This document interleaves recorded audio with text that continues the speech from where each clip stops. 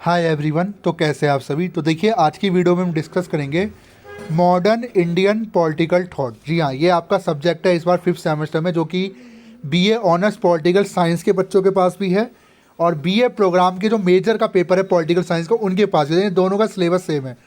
तो दोनों स्टूडेंट, दोनों कोर्सेज के स्टूडेंट, दोनों सेमेस्टर के स्टूडेंट इस वीडियो को देख सकते हैं।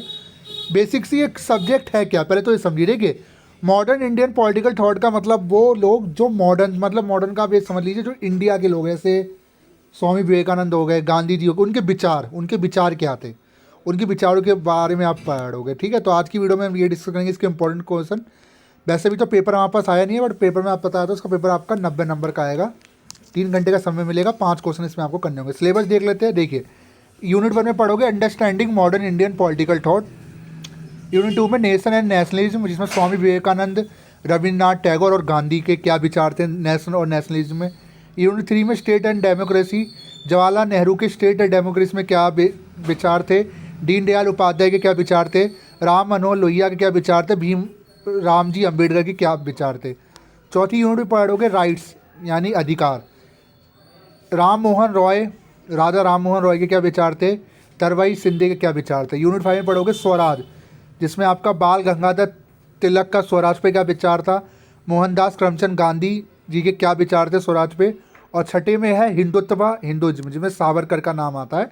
ठीक है, तो इनके क्या विचार थे। तो यही है और कुछ नहीं है इसमें, कुछ नहीं, इसमें विचार पढ़ो बस। ठीक है, अब मैं जस्ट के इंपॉर्टेंट क्वेश्चन आपको करा देता हूँ, उन्हीं क्वेश्चन को काट जाना। आप भी कहोगे सर आप वही क्वेश्चन आए थे।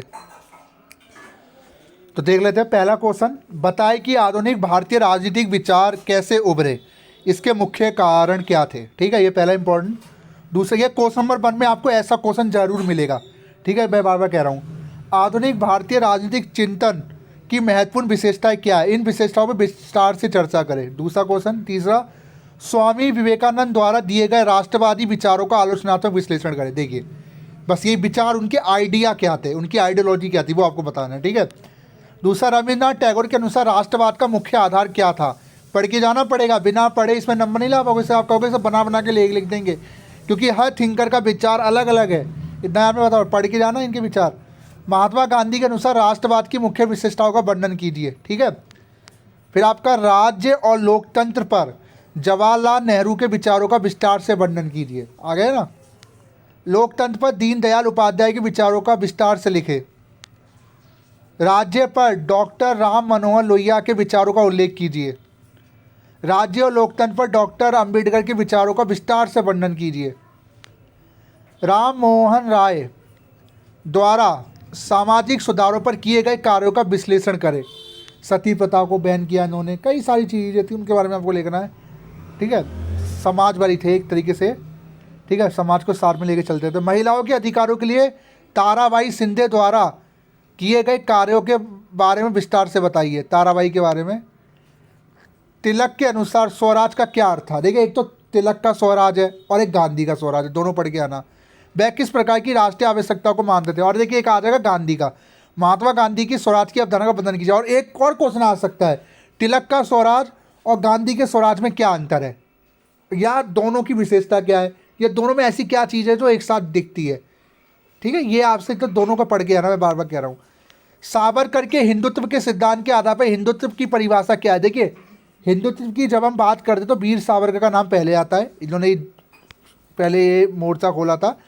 हिंदुत्व की परिभाषा क्या है, आप सुनते हो ना, हिंदुत्व की परिभाषा क्या है और उनके द्वारा वर्णित मुख्य विशेषताएं क्या है।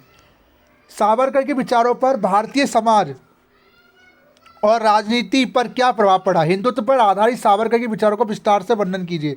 सावरकर के जीवन और उनके विचारों पर विस्तार से वर्णन कीजिए। बस यही आपके इंपॉर्टेंट क्वेश्चन है, बस इनसे बाहर इसमें कुछ आना है नहीं। थिंकर्स के क्वेश्चन है, 10-12 क्वेश्चन है बस। ठीक है, बाकी सिलेबस में ही सारे क्वेश्चन थे। तो वीडियो कैसे लगी जो बताएगा। Thank you.